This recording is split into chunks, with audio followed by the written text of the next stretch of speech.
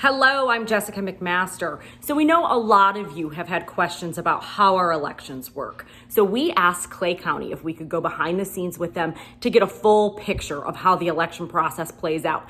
Everything from the day before the election, where they gather 83 pieces of equipment and send that out to all the precincts, to the day after the election when they conduct their post-election audit. I want you to take a look at the first day where they track and deliver the equipment to all the precincts.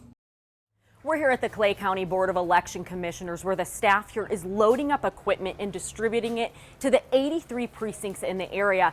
Over the next few days, we're going to show you this entire process from beginning to end. But the first thing I want to do is bring you inside with me here to show you how the staff has organized all this equipment to make sure that the voting process runs as smooth as possible. So today is pickup day. All the judges are coming to pick up their supplies. It's a multi-layered process to make sure precincts are ready for election day. 3 plugs. And the Monday before is busy. You guys are good to go. Poll books, ballots, pens. It's all being packed up and loaded into the cars of 83 judges, one for every precinct in Clay County.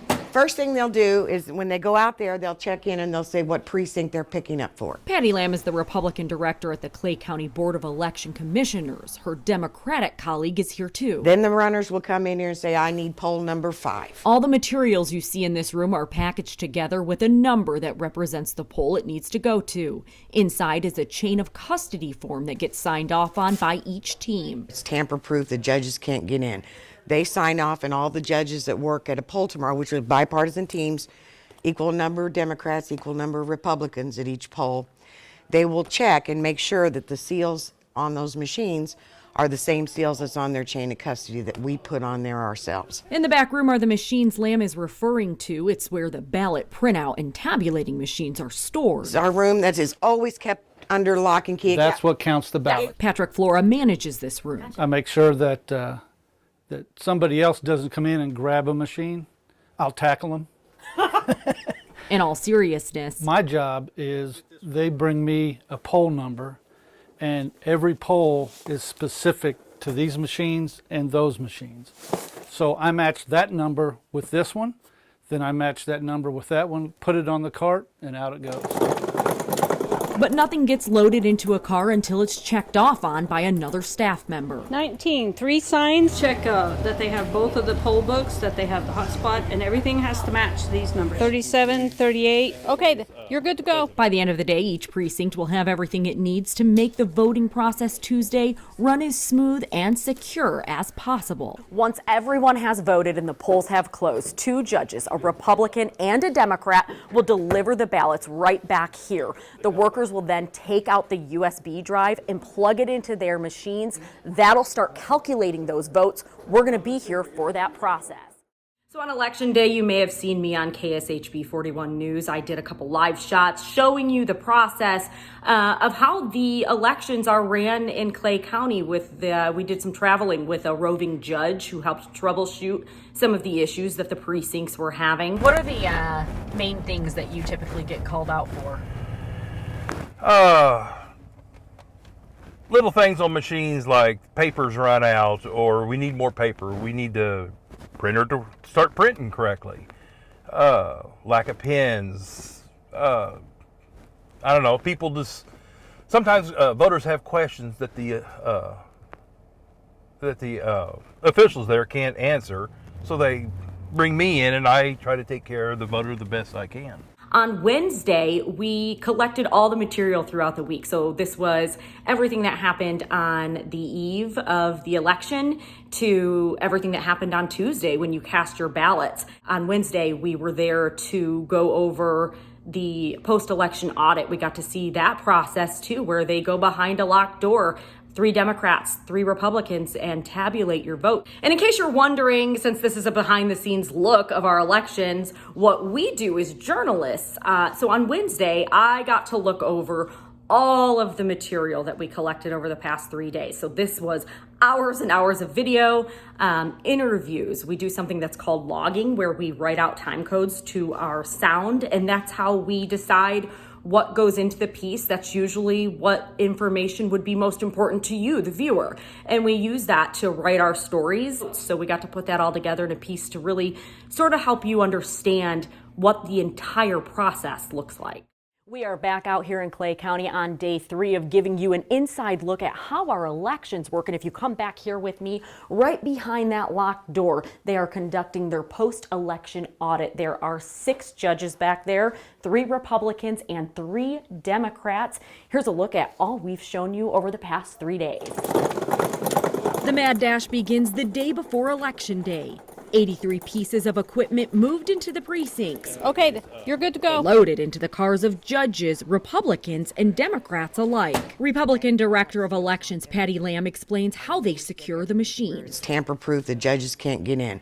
They sign off, and all the judges that work at a poll tomorrow, which are bipartisan teams, equal number of Democrats, equal number of Republicans at each poll, they will check and make sure that the seals on those machines are the same seals that's on their chain of custody that we put on there ourselves. Then it's time to cast ballots. Election workers like Art Crabtree, one of the county's roving deputies, are responsible for making sure the polls run smoothly. We are headed to Pleasant Valley Baptist Church to deliver more ink pens. Crabtree helps troubleshoot if things go wrong with things like the ballot printing machines. Everything working okay? And he even helps when there are questions about paperwork. That's your change of address form. Then it's back to the Board of Election Commissioners to wait for the judges to arrive with the machines that have the vote. Thank you. The sheriff helps direct traffic.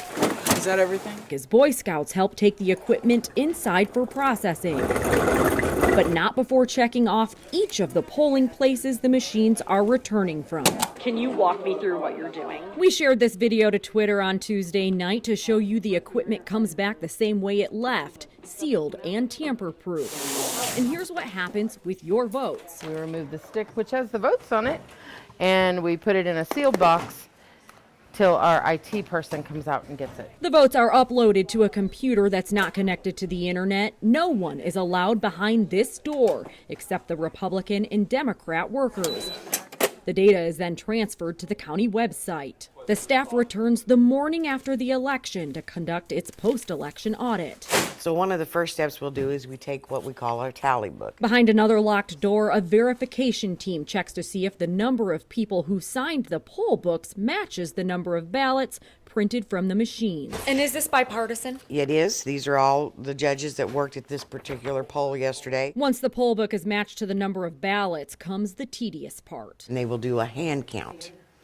And they will actually hand count everything and make sure that those numbers match up with what the machine said on election night. And what's your allowed margin of error? By statute, we are allowed to be off within 3 within each poll. Very small. Very small, and we don't even like that. The ballots have to be stored for 22 months after the election, and I have one more inside look for you. This is where they're all going to be stored. It'll still be another 2 weeks before those results are verified. And because it is TV, we can't fit everything. We can't fit, 24 hours within a newscast, but what we do is we take those moments that would be really important to the viewer, especially in a story like this where it's more educational, to show you how this process works. So we had a little bit more time and put together a bigger piece so that we could show you some more of those details, those more behind the scenes efforts by the elections workers to make sure that your vote counts and that everything runs as smooth as possible.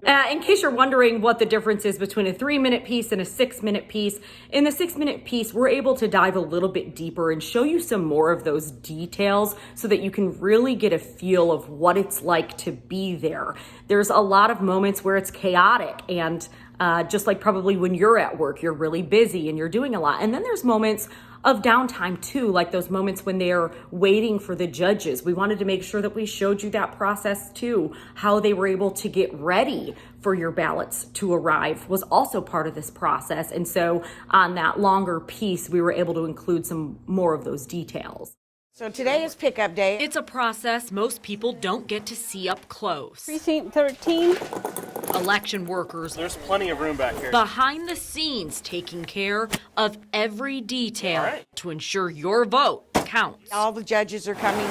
The I-Team gained exclusive access starting on the eve of the election to follow election workers in Clay County for 3 days. Okay, keep up the good work. All to help voters understand what happens both before and after they cast their ballots.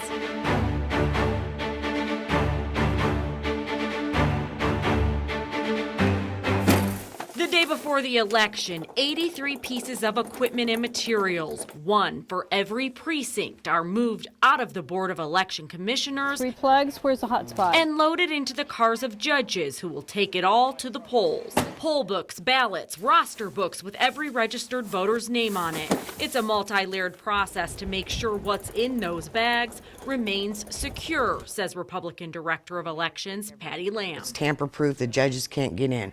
They sign off, and all the judges that work at a poll tomorrow, which are bipartisan teams, equal number of Democrats, equal number of Republicans at each poll, they will check and make sure that the seals on those machines are the same seals that's on their chain of custody that we put on there ourselves. In the back room are the machines Lamb is referring to. Our room that is always kept under lock and key. That's what counts the ballot. Patrick Flora manages this area. I make sure that that somebody else doesn't come in and grab a machine. I'll tackle them.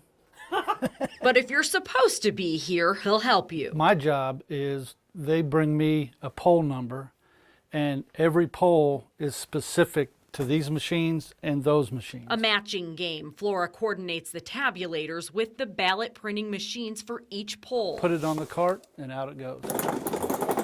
But there's one last stop. Check that they have both of the poll books, that they have the hotspot, and everything has to match these numbers. 37, 38. Okay, you're good to go.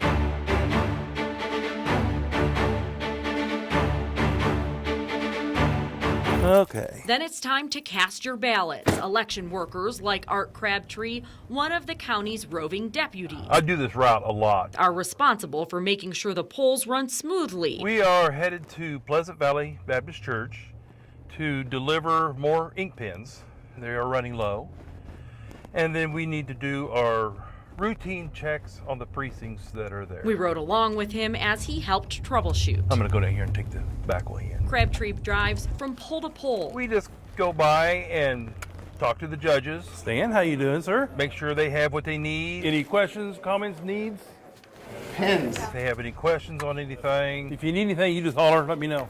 questions on paperwork, That's your change of address forms. make sure they know how to close up the end of the night. Then it's back to the Board of Election Commissioners. A Boy Scout troop arrives and gets the carts ready for the equipment to come back in.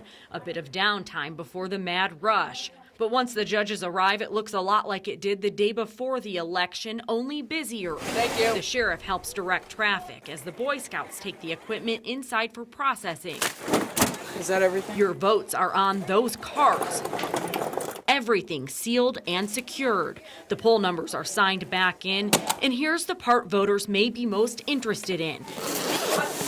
This is what happens to your ballot. We remove the stick, which has the votes on it, and we put it in a sealed box till our IT person comes out and gets it. The votes are uploaded to a computer that's not connected to the internet. No one is allowed behind this door except one Republican and one Democrat. The data is then transferred to the county website. No one goes home until every last piece of equipment is accounted for. We're done.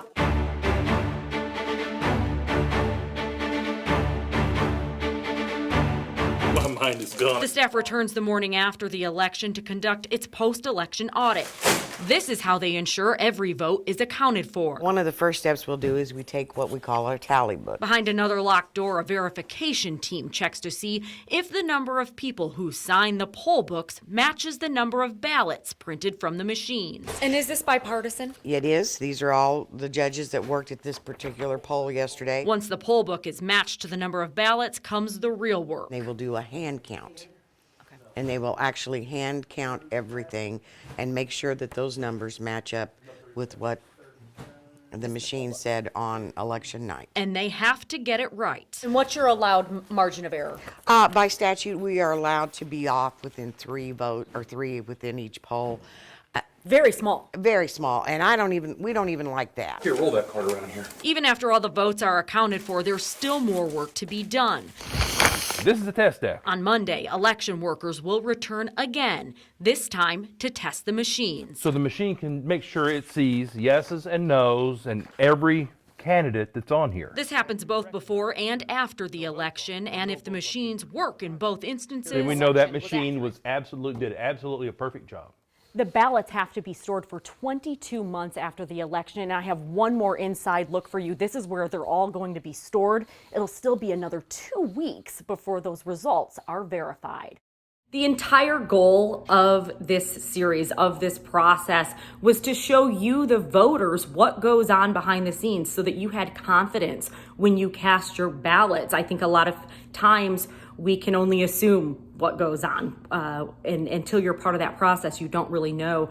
So our main objective here was to take you guys inside what it's like to work an election and show you the tedious process that lasts for days. Even with this election, while we only got there on the eve of the election day, these workers work months ahead of time, checking this equipment, storing it, making sure that everything goes off without a hitch. So we hope that it was helpful and that you can walk away knowing that the next time you cast your ballot, you can do that with confidence.